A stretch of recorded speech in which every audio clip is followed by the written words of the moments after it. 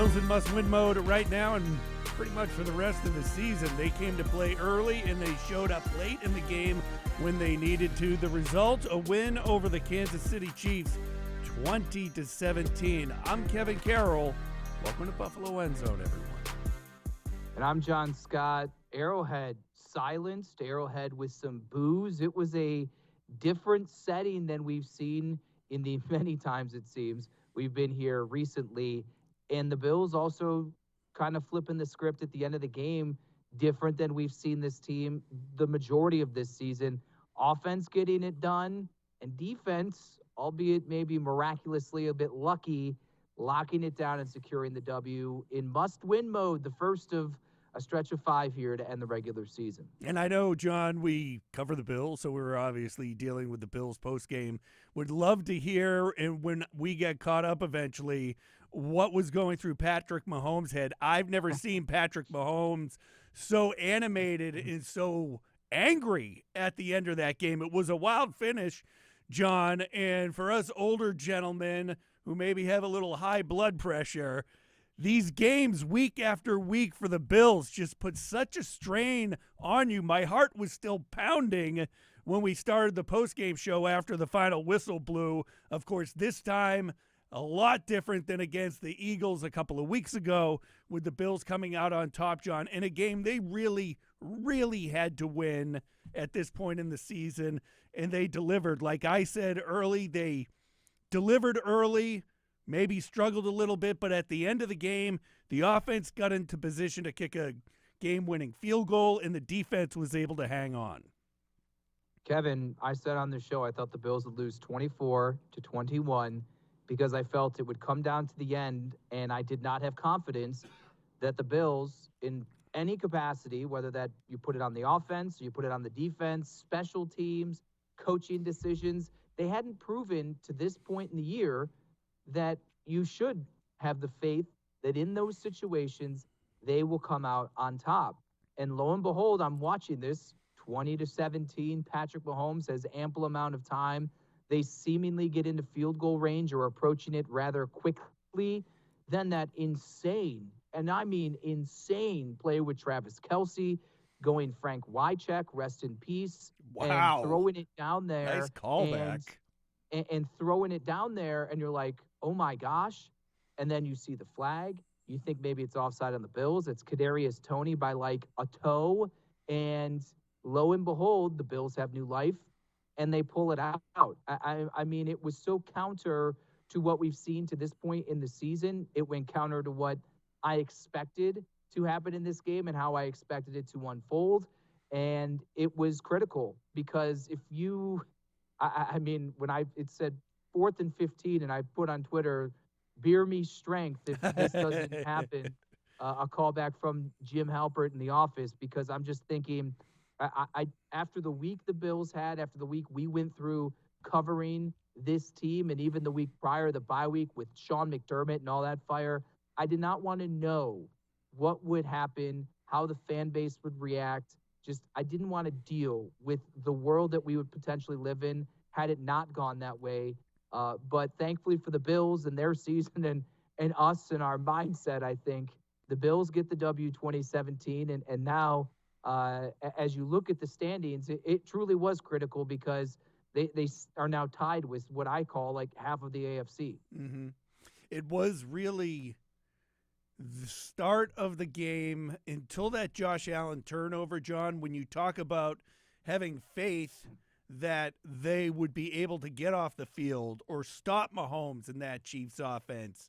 And as we talked about going in, the Chiefs offense isn't what it's been in past years, that it seemed like the Bills were in control, and then they were totally not in control, and it just appeared that unless there was a fumble or some sort of mistake, there was no way this Bills defense was stopping Patrick Mahomes.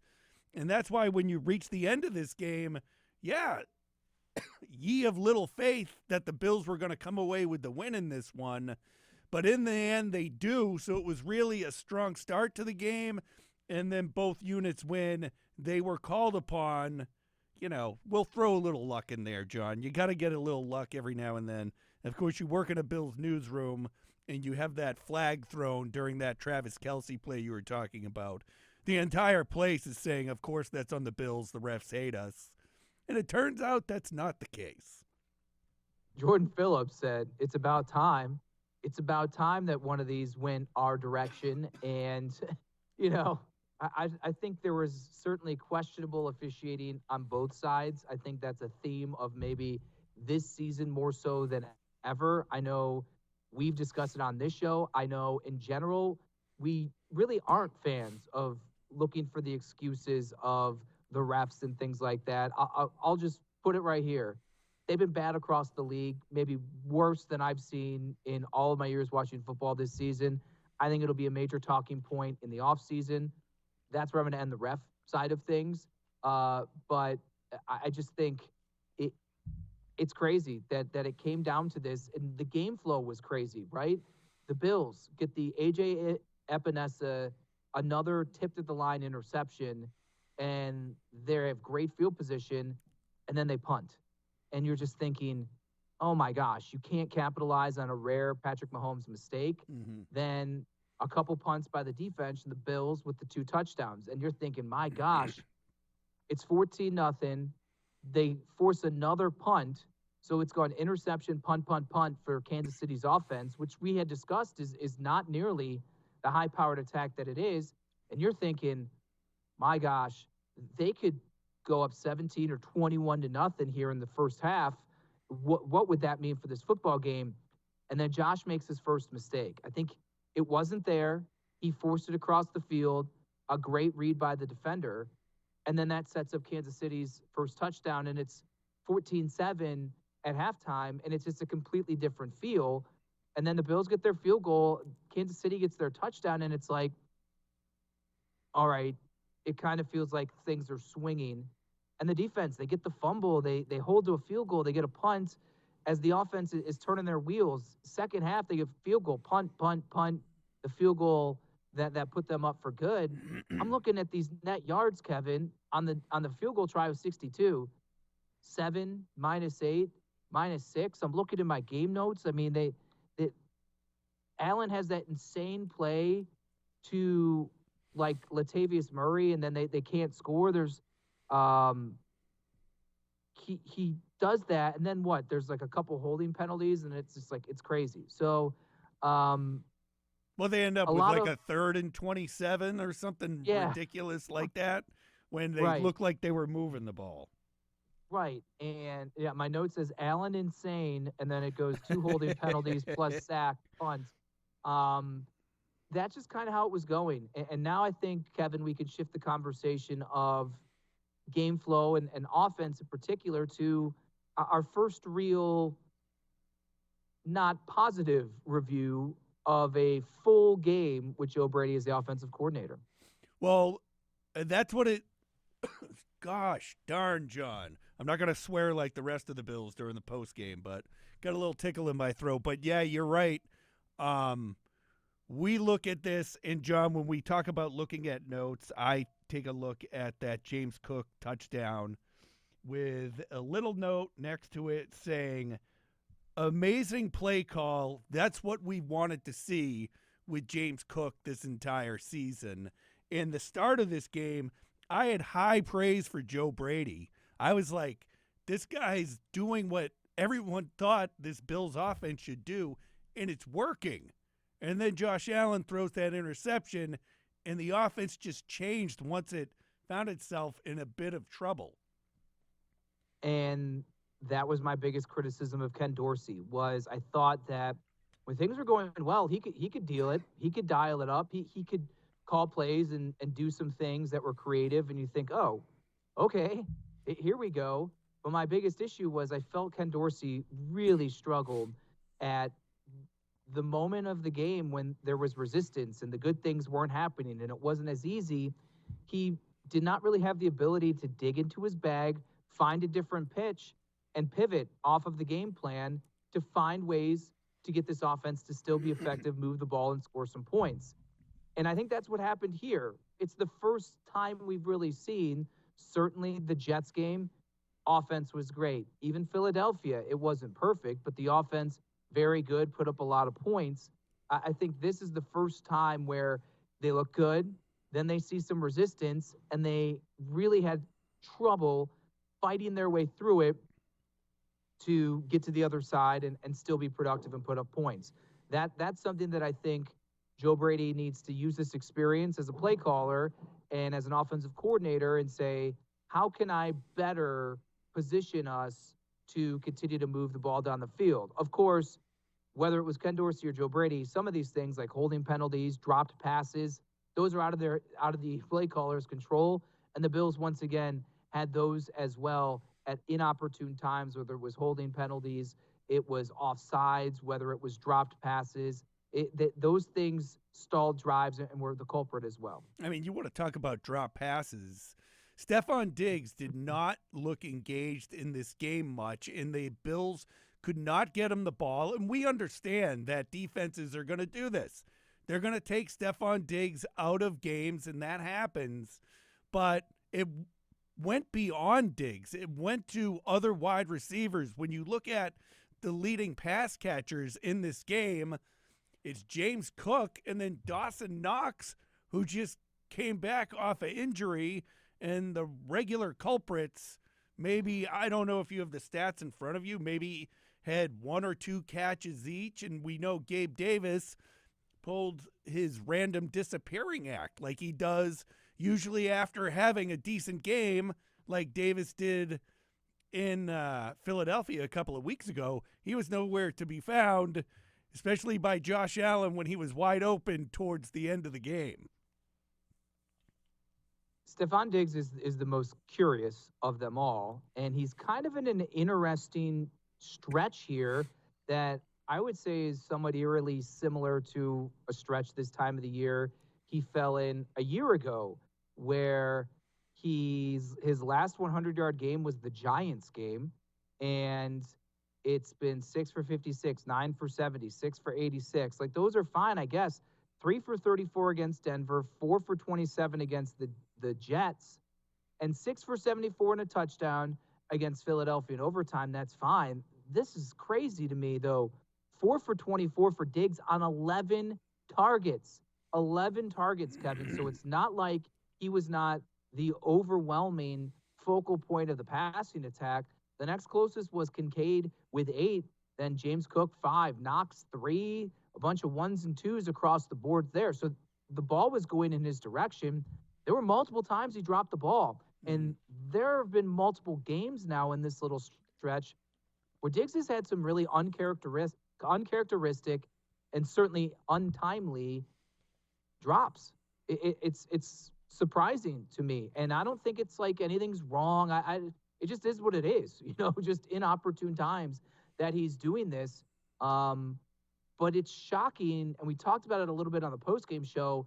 It's shocking that the Bills can win 20-17. They have 327 yards of total offense. Not great, but no one popped on the stat sheet. Not one person, especially outside of James Cook, 5 receptions for 83 yards and a touchdown. None of the pass catchers, 1, 2, 3, 4, 5, 6, 7, 8 others caught passes. No one else. I mean, it's Knox with 3 for 36, Hardy 1 for 25, Diggs the 424, Kincaid 5 for 21 on 8 targets, Murray 1 for 21, Shakir 1 for 12, Sherfield 1 for 9, Ty Johnson had 2 catches for 2 yards, and then there's Gabe Davis with a donut. And I know we've had this conversation multiple times of just this is why Gabe Davis will not be part of the Bills next year. I mean, I don't know that definitively, but there's no reason to bring him. Whatever the reason is that he's 0 for 2 targets, I don't know. It's probably not all on Gabe. He did drop 1 that was there, and it was a critical play on a drive that would have been a first down. The other one was a pass I don't think ever should have been thrown. We can get into that situational football if we choose. But to even just see 2 targets as the number 2, supposedly, pass catching option, and if you want to call Dalton Kincaid that, and he's the number 3, if you throw the ball 42 times and Gabe Davis only sees 2 targets, I don't get it. I've never gotten it, and it's amazing that it's still happening. And I mean, I don't really know where you go from here. It's not like you change anything, but in terms of like him playing, but uh, I don't think you could win many games against this caliber of an opponent if your offense needs to score points and Gabe Davis is this minimized and irrelevant in the offense. Does it say anything to you, the end of the game against the Eagles, where him and Josh Allen weren't on the same page? And then again against the Chiefs, when Allen ultimately went to Dalton Kincaid down the sideline, Gabe Davis was wide open and would have just walked right into the end zone at the end of that game. I know there was pressure on Josh Allen right there, but it just seems like the two of them are not mixing well at all right now. And again, there are so many factors that go into the passing game, receivers getting the ball, and things like that. So it's not a 100% Gabe Davis problem. It's not like Joe Brady. It's not Ken Dorsey. It's not Sean McDermott, Josh. I mean, everyone has a hand in it. I think there's also some of it. Gabe just maybe isn't getting open. I mean, it's that simple. And maybe there is a part where when the chips are on the table, he would rather go elsewhere because his faith and confidence maybe is a little bit shaken. I don't know, but you would certainly understand if that was the case. Well, just since we're talking about wide receiver right now, Deontay Hardy had a catch in this game, John, and the play was a design that we talked about what they did when Isaiah McKenzie had his big game against the Patriots a couple of years ago. Deontay Hardy is faster and that much better than Isaiah McKenzie. And we finally see a play when needed, too, that they went to Hardy and he delivered. Because, John, to this point, other than as a returner, and I don't even think he's done that much returning, Deontay Hardy signing seems like a big waste of time, but at least you got to see him actually be involved and have an impact play for the offense. And let's not forget, because of everything that happened in the Eagles game, I don't even think we ever got to the fact that Deontay Hardy was a healthy and active in that game. Right. And Andy Isabella was called up from the practice squad. So this is Hardy returning to the game day active roster. And you're right. He was called upon to make one play outside of his return responsibilities. And it was a huge play. It was a huge play in this game. And if that's what his role needs to be reduced to, fine. If that's what he's basically Isaiah McKenzie and called upon to make one play or make one catch or have a small package for him in the offense, great, fine. That's utilizing him at least in some capacity because he's been a big nothing most of the year. Trent Sherfield, 1 for 9 on 2 targets. It's amazing. That's his first catch since the Cincinnati game. Those are 2 guys that we were impressed with in training camp, who we thought would be nice complementary, maybe upgrades to the overall wide receiver group before the season began. And they've been non-factors. And, it's good to see at least you recognize them in some capacity. And they just need to make the plays in the rare moments that they're called upon, which even that hasn't been happening to this point. When you say no one on offense really popped off the page, I give you James Cook early, and then I don't know why they it seemed like, and you can correct me if I'm wrong on this, that first drive of the second half where they ultimately settled for a field goal, Cook was getting the ball there a lot too. But then as the Chiefs crept back into the game, it seemed like the game plan shifted away from Cook in that he wasn't that much involved. I think even that play where Latavius Murray had that catch and fumble and whatever, I said during the pre-snap, why isn't James Cook in this game right now? Why is Murray in there? And then ultimately what happened ended up happening. But, I mean, over 100 yards rushing and receiving for Cook. Again, I thought it was good that after he had some struggles against the Eagles, they were still involving him in the passing game. The 2 passes, the 1 touchdown pass, and then the one eerily similar to the one that he dropped in Philadelphia, although there was a defender in front of him, but still a great effort by him to make the grab And again, as we've said time and time again, this is why we thought they drafted him. And as the season is going on and he's getting more involved, he's there, but then they weren't using him in that chunk from the first drive of the second half throughout the whole muck and mire of the Chiefs slowly coming back and getting the game to even. Good memory, Kevin. The opening drive of the second half starts with a Dawson Knox catch for 12 yards. Then 4 straight plays, runs to James Cook, 11 yards, 3 yards, 15 yards, 6 yards. And then they ultimately settle for a 31-yard field goal. 79 of Buffalo's 116 total yards of offense in the first quarter. So when they're moving the football, about to score their second touchdown, early portions of the second quarter, 79 of 116 total yards of offense were James Cook. And I think it's good to put his stats, frankly, in total yards, as you put it. He had 10 rushes, he had 5 receptions on 5 targets, and if I do math real quick, he had 141 yards of total offense. So 141 yards of total offense on 15 touches. It's almost 10 yards a touch. And you're right, a lot of that coming, he had 3 receptions for 64 in the first quarter. And then if you take the 3 rushes from the first quarter and those 4 rushes in that opening drive, he only had 3 runs the rest of the game in between basically second quarter and fourth quarter and most of the third. Like, I don't know why they went away from him. And that would be something that I would put in the book in the line of Joe Brady needs to maybe do a better job of recognizing, hey, this is the hot hand. This is the guy that we need to, the matchup that we need to exploit the most, and force Kansas City to say, well, shoot, we have this Dalton Kincaid problem. We have this Stephon Diggs problem. Maybe we got to get away from those two and focus on our James Cook problem, and then that could open it up for the rest of them.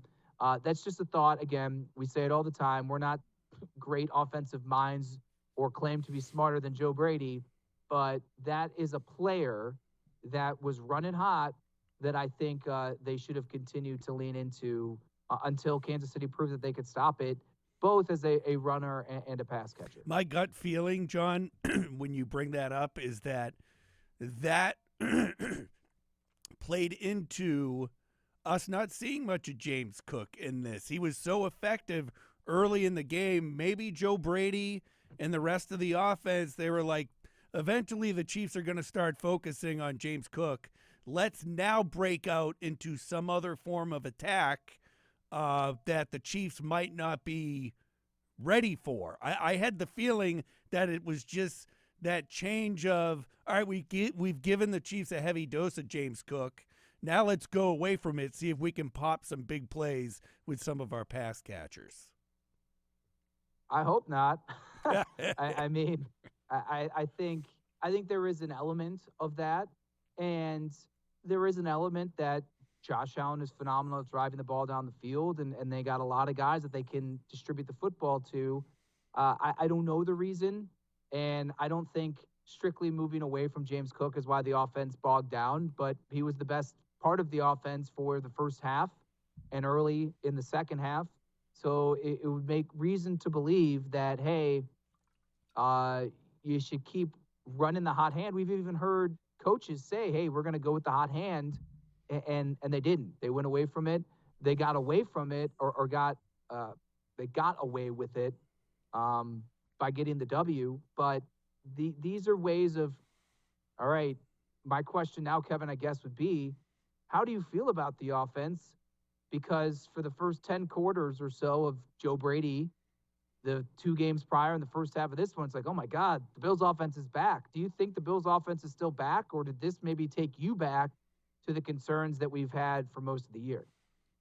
Want me to give you some coach speak? I'll give you some coach speak.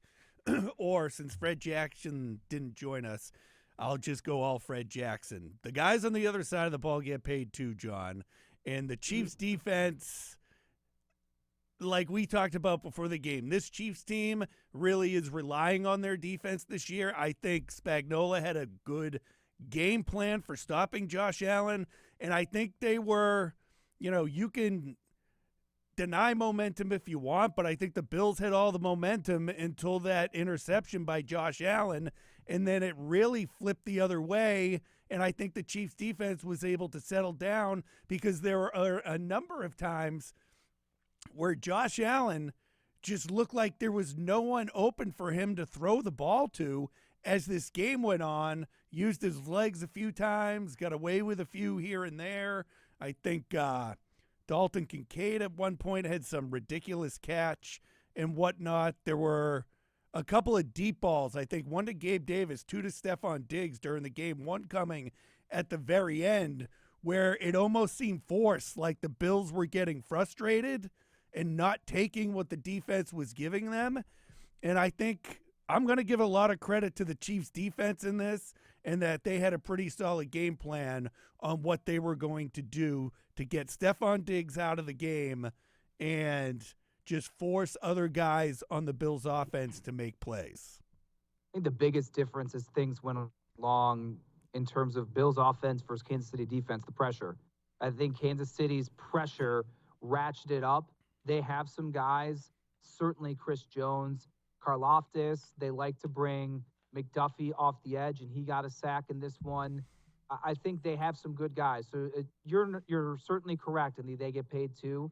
I think that was the biggest thing, and that's not necessarily an indictment on the Bills' offensive line and say, oh, they struggled. Those are some talented guys on the other side. I think they battled enough to help, and then I think you're right. Guys just weren't open when they were holding the protection up, and it just wasn't perfect. It was tough, and that's where I think as a coordinator and play caller, you need to find ways to maybe change it up and find some easier throws or different concepts to relieve the pressure and force the opponent to get out of what their adjustment was. And again, I've said this multiple times. I hate those little bubble screens to wide receivers where you get a few people in front of them and they got to try and pick up yards. I just don't like it. I think that was like the only plays they were completing to Stephon Diggs, John, and they weren't going anywhere.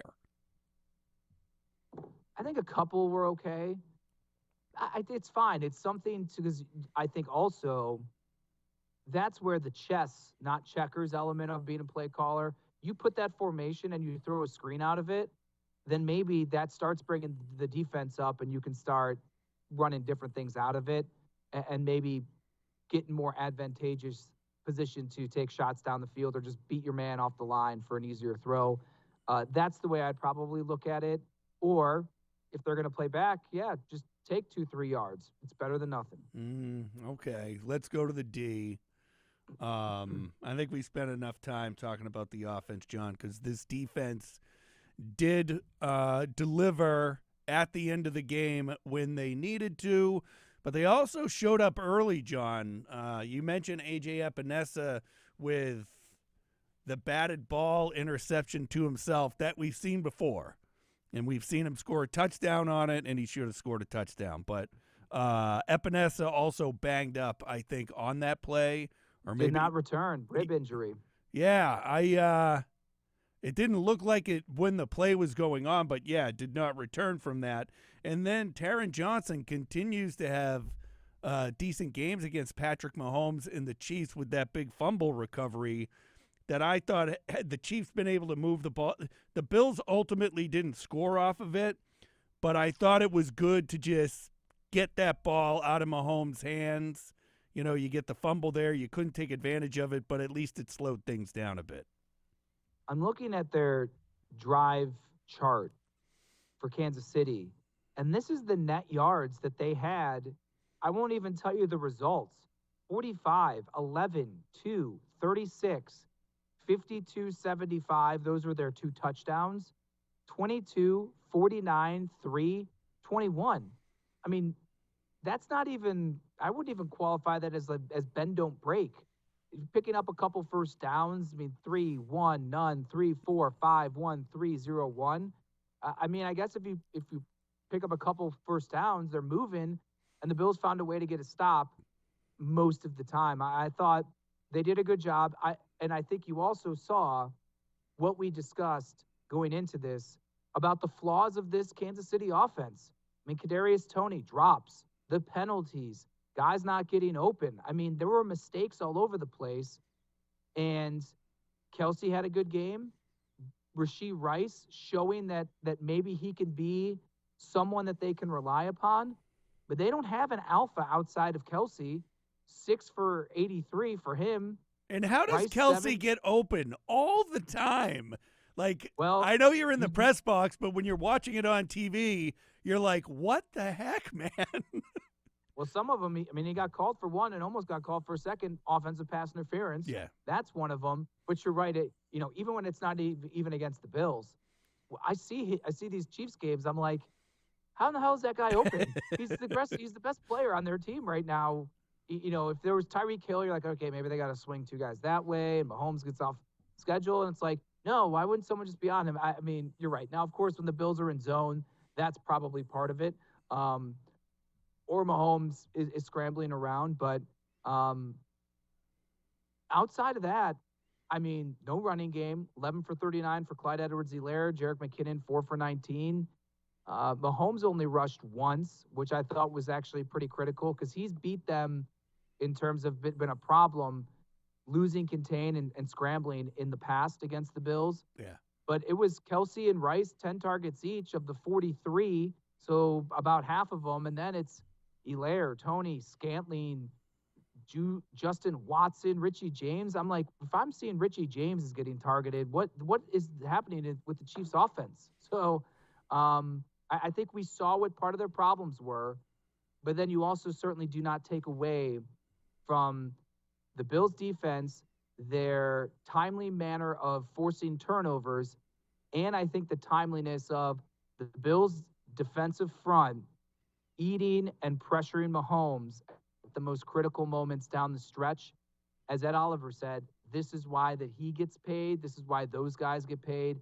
I think they took it upon themselves a mission to be the reason that they finally close out a game when called upon at the end. I believe Ed Oliver said, this is why I bleep and bleep and bleep and bleep get paid. Ed was hilarious. He was. Not safe for work would probably be the letters or phrase that you'd put up there. Certainly probably not safe for TV without a dump button being on the ready. But well. His energy, his vibe, you could tell just through Ed and many others, but Ed in particular, that what this meant, kind of the edge and attitude that they had as a defense, getting into that position again and finally getting the job done. Yeah, and we'd be remiss if we didn't bring up the off-the-field issues going into this game, John. So we'll start with Sean McDermott, Tyler Dunn. Let's start with Von. I want to start with Von. All right, we'll start with Von Miller. Because we're playing with the defense, and... Well, you just mentioned Sean McDermott, who is also the defensive coordinator. But we'll go to Von, who, during the bye week, an incident while the Bills were off, assaulting his pregnant girlfriend. Allegedly, and turning himself in. And that's still open right now. And I think a lot of Bills fans and NFL fans were kind of shocked that the Bills decided to let him keep practicing and let alone play in this game against the Kansas City Chiefs, one in which I said I thought as we inch closer to the game, there's really no upside to Von Miller playing in this game. Kingsley Jonathan, a healthy and active. That would have been the move. If you're not going to play Von Miller, it would have been Kingsley Jonathan. As you pointed out, I believe it was in the postgame show, is Kingsley Jonathan better right now for the Buffalo Bills than Von Miller? I think there's a case to be made. The majority of this game, Von Miller was a non-factor, just like he's been for nearly what I would say the entirety of his time with the Bills this season. There were a couple plays, though, as the game went on that I'm like, oh my gosh, that was Von Miller. I almost had to Right. double check because I was so unaccustomed to seeing 40 in the mix. That I'm like, who was that? It was the play that they originally ruled Patrick Mahomes fumbled, and it was obviously an incompletion. The fact that they had to review it was idiotic in the state of the refs, but I digress. That was Von. I mean, that was a good rush and affecting the quarterback. He made that play. And there was a play late where he also pressured Mahomes, and it was like a hustle play. I mean, it was not him getting speed off the edge. It was kind of doing the loop, the circle, and getting around and forcing Mahomes to get rid of the football. It's two plays. Maybe there was like one or so others. It's two plays. Now you could look at that and say that's encouraging because it's two more plays than I honestly could tell you I remember Von Miller making the entire season. Or you could say, yeah, it's two plays. And how many snaps did he play? He has to be better than that. And I would agree with that as well. So I think it's still a conversation, even if you take the off the field stuff out of the equation. I think it's a serious conversation of where is Von Miller's helping this football team right now? And if you're trying to win football games and needing to win football games, as they say, is he one of the best 53, the best 40, whatever, to suit up and take the field? I'm not sure of that. I do believe, though, that maybe Von snaps. I'll be curious what the number is exactly, but I think maybe he was on the field more than maybe you would expect because Epinesa got hurt so early that put him down to defensive end that maybe they didn't have a choice if they wanted to keep the rotation going. The eye test to me, without going back over the game, I noticed number 40 out there a lot more than I had in previous games. And the Bills tinkering. Now, some people think, and I think you were one of them, that this was not circumstance. It was not coincidence, I should say. But the Bills are claiming that this new practice schedule with him having a vet rest day on Wednesday is the new norm in hopes of helping him get back physically to where he needs to be. The timing certainly could be looked at as coincidental coming off of the arrest during the bye week that you're giving him an extra day. I did notice, and someone shout out to whoever said this on Twitter when I put a video out when Von was back practicing Thursday, no knee brace for Von.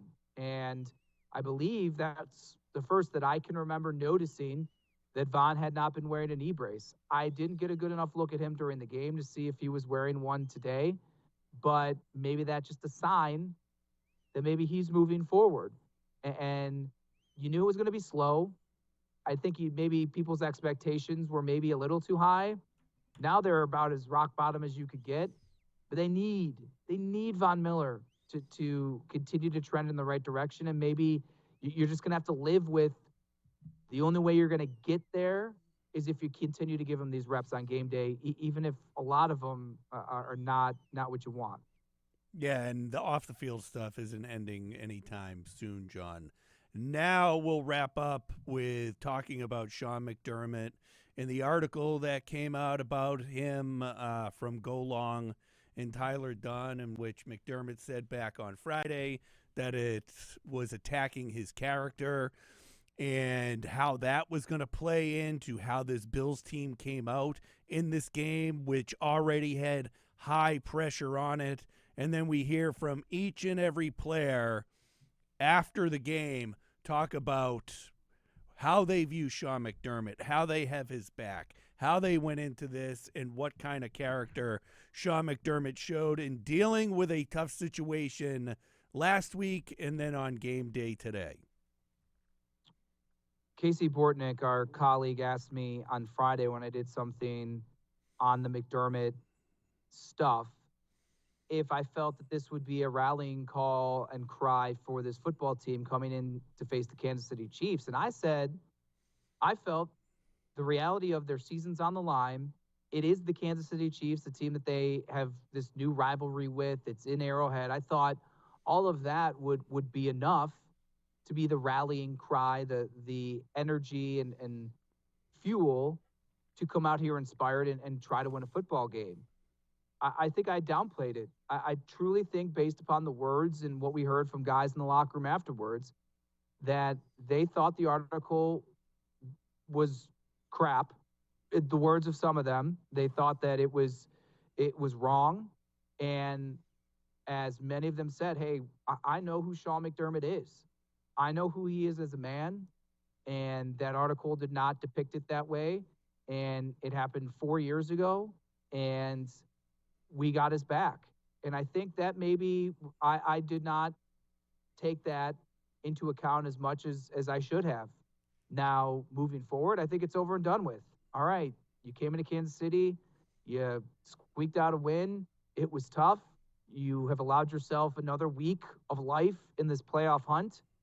But now I think they're all going to move forward and have to find something else to motivate them beyond just the reality of it's do or die time. But it definitely was a part of it. And I think that maybe, especially looking the way they did out the gate, they came out ticked off saying, how dare you talk about our head coach that way? And we're going to show you all of the criticism that was written by unnamed and some named guys of saying positive things as well, that, hey, we believe in this head coach, and we're going to show you that we have not given up on him, and that this team can indeed compete and make a run for a Super Bowl. And I think at this point, this is kind of over, I think, John. I think the news came out, the reaction, the team has played. I don't think we hear much more about this as the team now starts getting ready for the Cowboys in another big game coming up, this time in Buffalo. No, I think it's over. I think it's over and done with. I think, and we understand all news, good and bad, the cycle moves on. The cycle moves on. I think you get past the storm of this. It's been discussed and addressed by the head coach now 3 times. It's been addressed by the general manager. It's been addressed by the team, and they've all spoken to it. I think the message and theme of those responses is all the same. And now I think it's, okay, now we're going to focus back on another really challenging opponent in the Dallas Cowboys, as we remain in a very challenging position at 7-6 and a logjam in the AFC, still at the bottom of this pack, that we need to continue to win football games in this 4-game now stretch that is going to keep our postseason hopes alive. Yeah, Bills now 7-6, 4 games to go. Dallas is up next. John and I will be back your way coming up on Wednesday with another Fresh Buffalo End Zone podcast. As always, thanks for joining us, everyone.